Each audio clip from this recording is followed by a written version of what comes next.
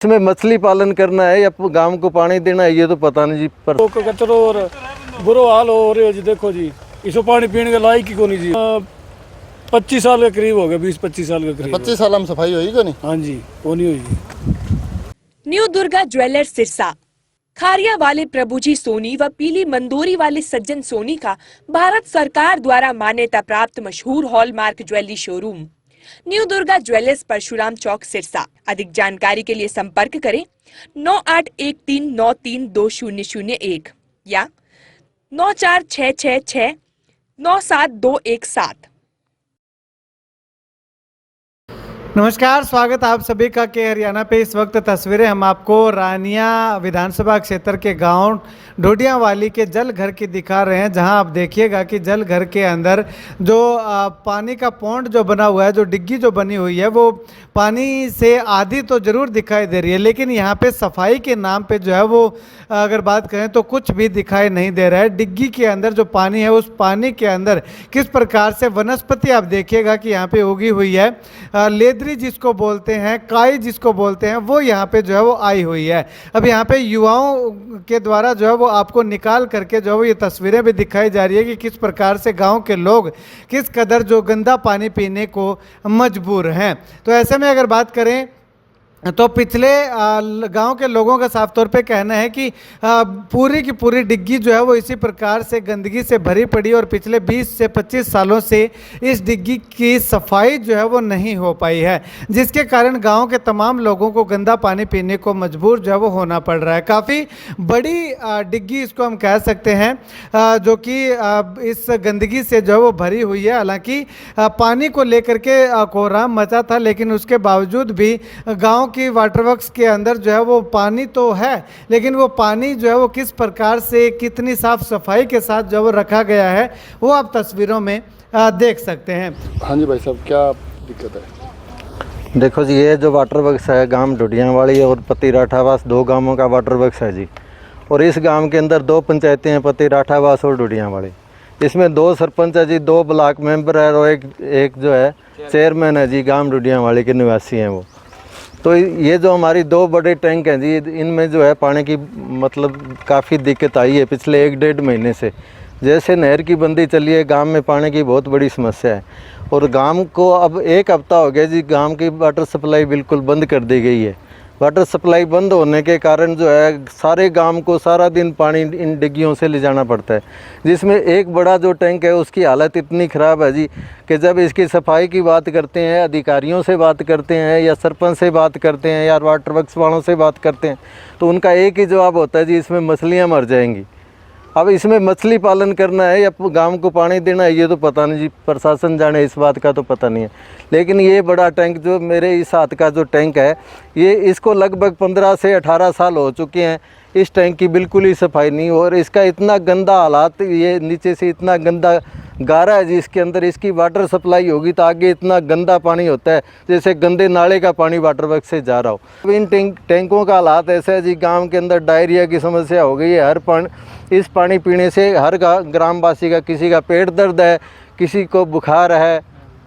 गांव जो है इन बीमारियों से काफ़ी प्रभावित हो सकता है।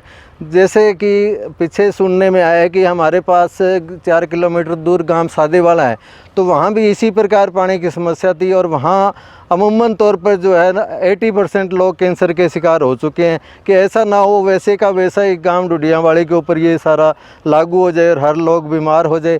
तो हम प्रशासन से प्रार्थना करते हैं कि इस ओर ध्यान दे करके लोगों का स्वास्थ्य, लोगों की स्वास्थ्य की समस्याएं, उनके पानी की समस्याएं, उनको आर्थिक नुकसान ना हो, इस बात का सरकार से और महकमे से हम अनुरोध करते हैं कि इस ओर ध्यान देने का कष्ट करेंगे। ये क्या दिक्कत है?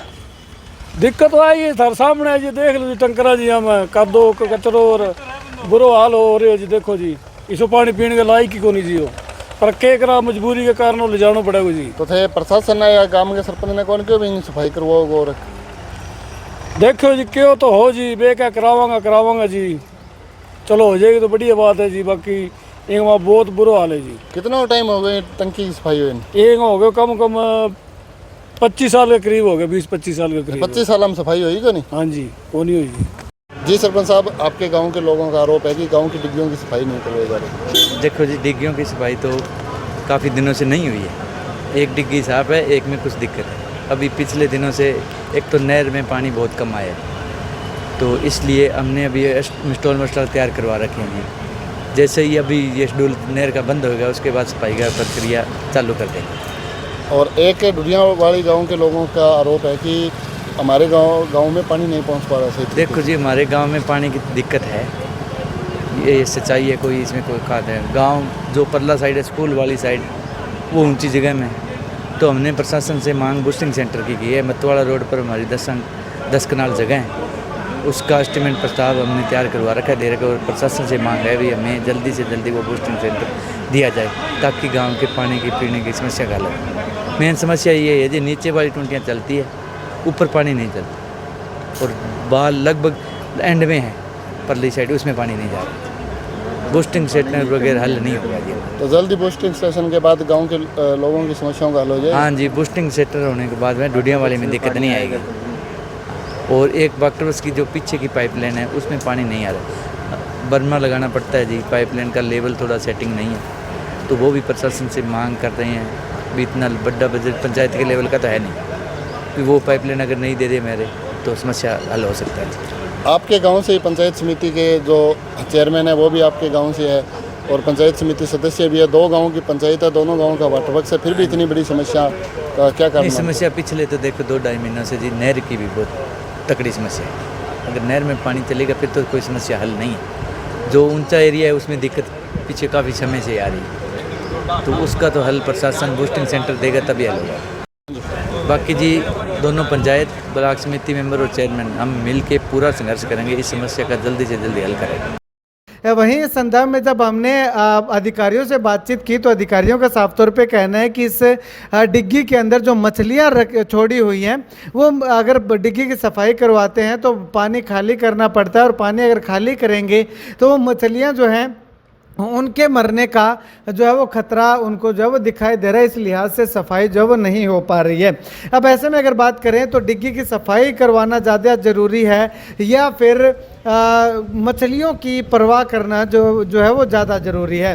अब ऐसे में अगर इसमें मछलियाँ रहेंगी तो इतना पानी जो है वो कहीं ना कहीं से रखना पड़ेगा, मैनेज करना पड़ेगा, और इतना पानी गांव के लोगों को पीने के लिए जो है वो नहीं मिल पाएगा।